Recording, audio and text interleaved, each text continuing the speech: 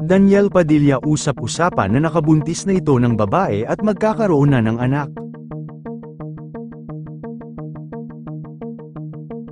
Naging malaking palaisipan ang ibinahagi ng magulang ni Daniel Padilla na si Carla Estrada ang isang katagang congratulations sa anak.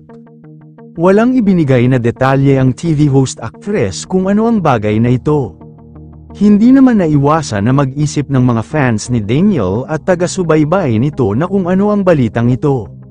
May mga nagsasabi naman na baka si Daniel Padilla ay nakabuntis na at mukhang magiging tatay na ito na matagal nang gustong mangyari ng kanyang mama Carla na magkaroon na ito ng baby. May mga kumakalat din na balita na itatambal si Daniel Padilla kay Liza Soberano na may magaganap na big movie ang comeback nitong dalawa sa pagbabalik nito sa Star Cinema.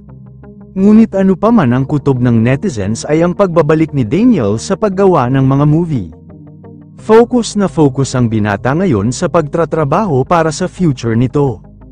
Kaya't malabo ang iniisip ng publiko na nakabuntis na ito ng babae at magkakaroon na ng anak. Bakas pa rin sa netizens ang naganap na hiwalayan nila ni Catherine Bernardo na kasalukuyang masaya na ang puso ni Catherine dahil sa balitang nakamove on na ito kay Daniel Padilla. Kamakailan lang din kung saan naglabasan ang mga video ng totoong ugali ni Daniel Padilla kapag ito ay walang nakafocus na camera sa kanila ni Catherine Bernardo. Isa lang sa viral video ng aktor ay ang makikita na parang susuntukin niya si Catherine Bernardo. Bagamat makikita naman sa video na nagbago ang mukha ng aktres at parang natakot sa naging asal ni Daniel sa harap nito. Kaya't patuloy ang pangbabash ngayon kay Daniel Padilla sa mga naglalabasan na video nito na totoong red flag talaga ang aktor.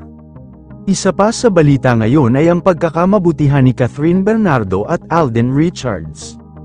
May balita ngayon na nililigawan na di umano ni Alden ang aktres at meron itong comeback movie na dalawa na ipagpapatuloy ang Hello Love Goodbye 2 na labis anabangan ng publiko kung ito ay ipapalabas ngayong end of 2024.